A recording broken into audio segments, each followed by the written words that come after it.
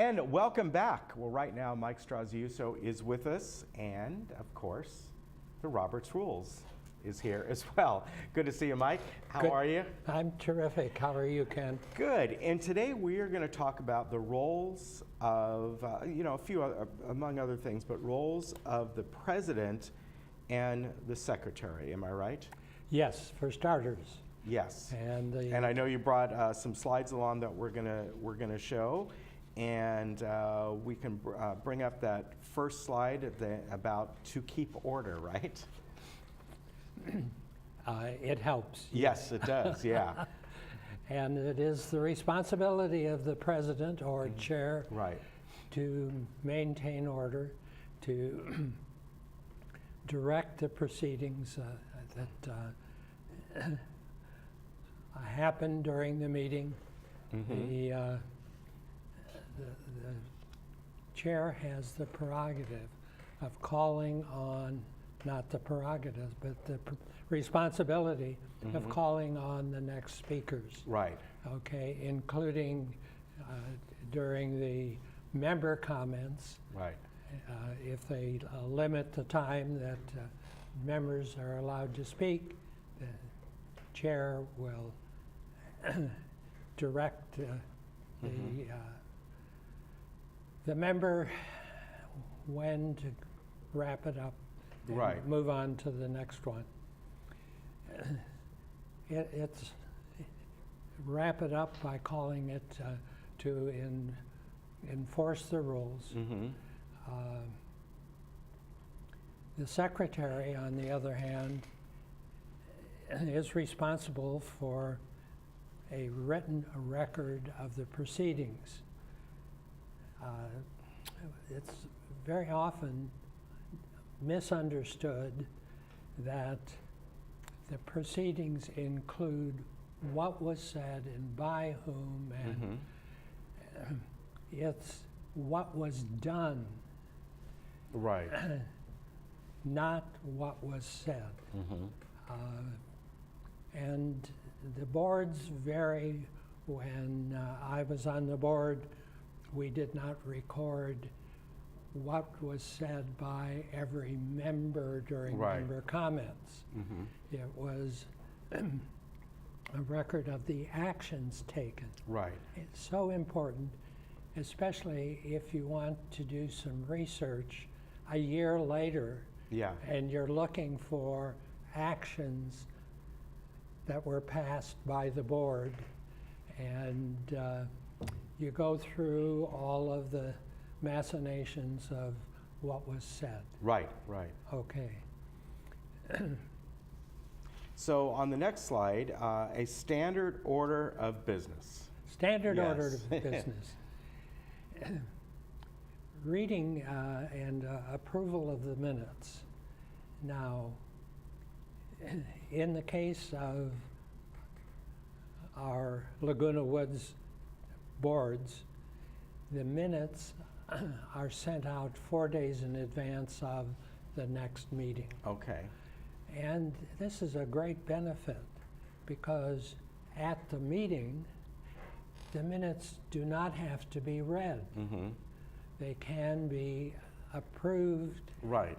without reading since they were sent out in advance. However, our current chair of the four boards, asks for a motion.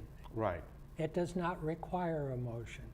If there are no changes to the minutes, they can be approved by short-term, 2 words, unanimous consent.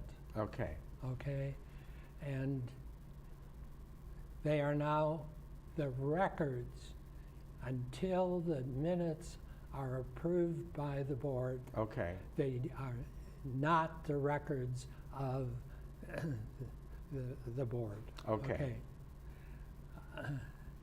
From there, we call reports. Right, exactly. The chair will call for reports. And the reports are committee reports. In the case of our local proceedings. And the chair will direct the chair's comments to committee by committee based on the agenda. Right. And we move it along. Again, the chair is really controlling the flow of the meeting. Right. It's so basic and so simple if the chair does the chair's job. Okay.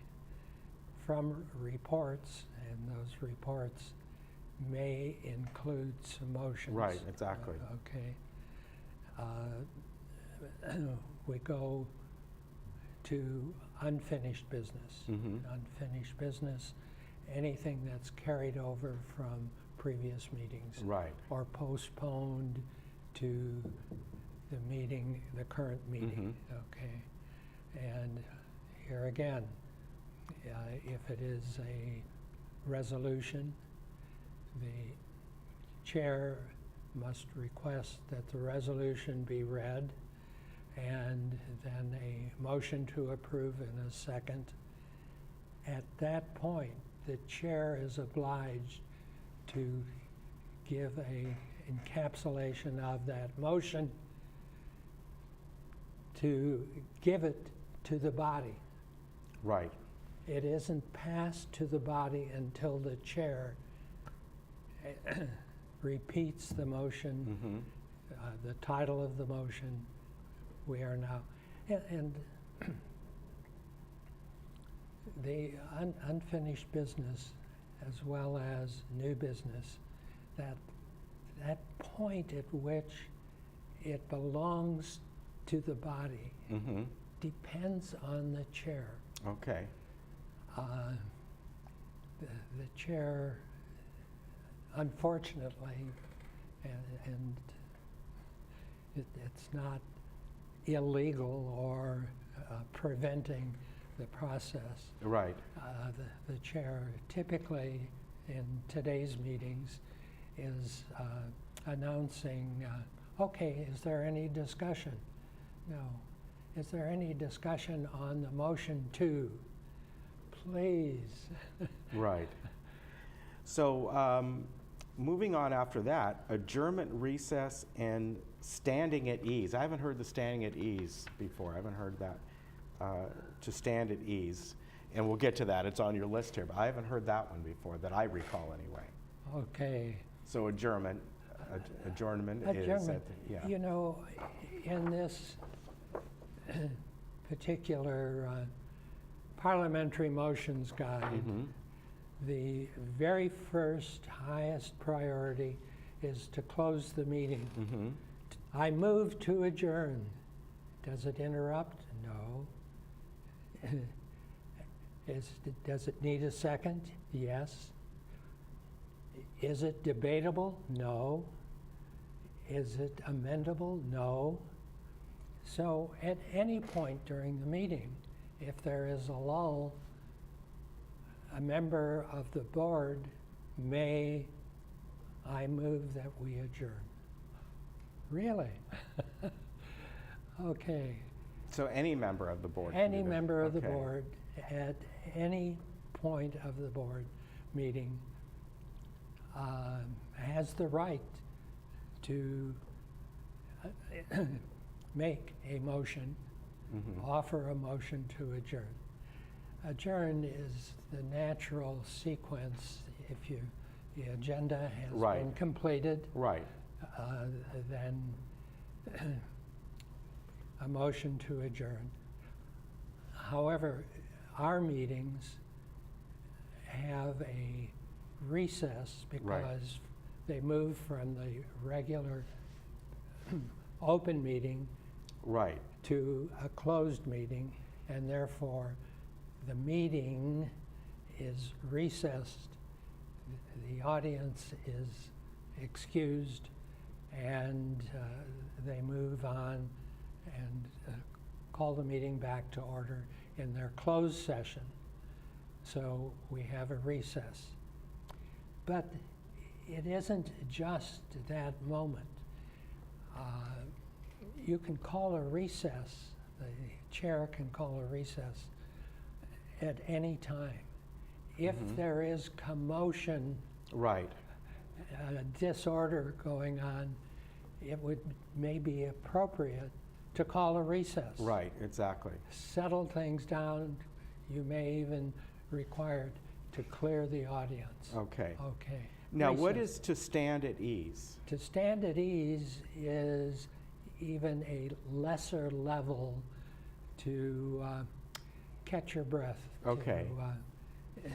And to stand at ease means that the board stays in place until you call things back to order. Maybe you've lost your TV transmission Okay. and you stand at ease. Okay. Okay.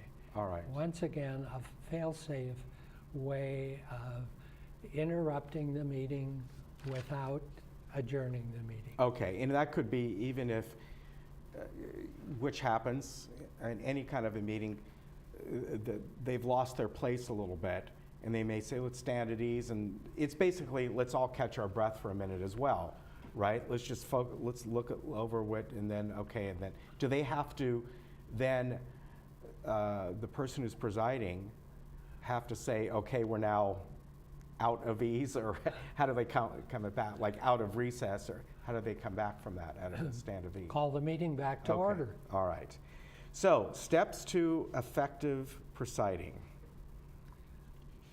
Memorize constantly used procedures. That helps. Yes. Yes. And it's really up to the chair to know the steps, when to call on people, Right. when to call for a motion. And the chair loses I. You refer to the chair now, your position, not you personally. Okay. Okay, and you speak as the chair.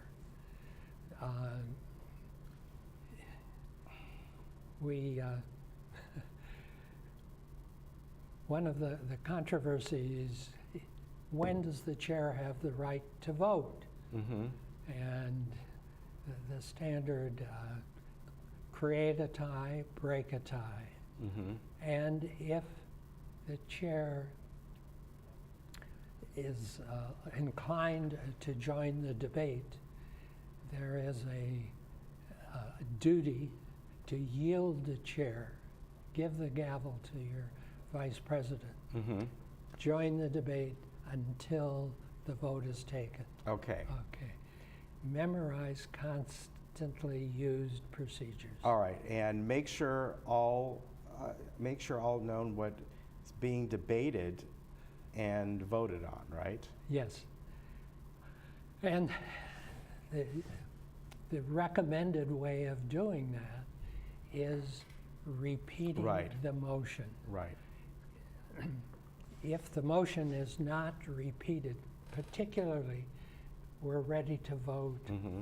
on, and you restate the motion. Yes. You refresh the memories of everyone Mm-hmm. on the board of what you're voting on. Right. Okay, so important. And a lot of times, it does happen where somebody on the board may say, they'll go, okay, we're ready to take a vote, and somebody goes, well, I'm not sure what we're voting on because we've been talking about several different things here.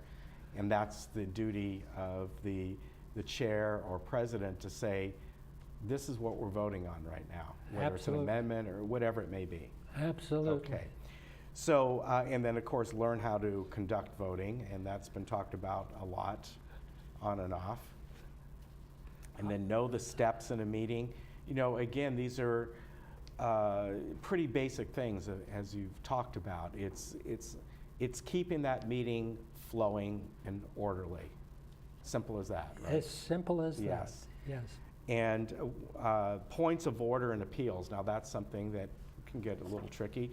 And what's nice, you got the little cheat sheet here. Quick reference guides and thank stuff. you. Yes. Yeah. Cheat sheet. I don't know how anyone chairs a meeting without one of these. Right. And I was asked by a board member of another board, is it okay if I make copies of this for all of the members? And my response was, if you look at the bottom, it says jimslaughter.com. It's out there for anyone, anytime, to make copies of. Right. And the appeal are, just to read a few of them, a point of order, okay? And the chair's response should be, state your point of order. Right. And you are challenging the proceedings. Right, exactly. So that the chair can state where you are in the proceedings. And know more about parliamentary procedure than other members. Does that mean that the chair should kind of know a little bit more about? Kind of, yeah. yes. Yeah. The appeals, I'll go through. Okay. Suspend the rules, okay? Okay. Okay. Are we? Yeah, we just got like a minute left. Okay. All right. So, and I want to get to your meeting that you're going to be having in Garden Grove. Yes, coming our up. meeting is Saturday morning at 9 o'clock. Right. The 11th of February, and it's not, And if somebody, we put your numbers on there, so if somebody kind of needs, you want to get a carpool going or something like that, am I right? we have a carpool. Okay. At 8 o'clock when we meet in Garden Grove. We carpool in front of the administration building Okay. at 8 o'clock. Okay. Very And- good. And this is next Saturday, not the Saturday coming up, but a week from Saturday, February 11th. And Mike's number is 830-8717, so give him a call if you'd like to join them or get more information. And it's going to be up on Garden Grove Boulevard. And next Saturday, February 11th. And in March, we're back in Laguna Woods Okay. for our meeting in the towers. All right. Very good. Thank you. Good to see you. Take care.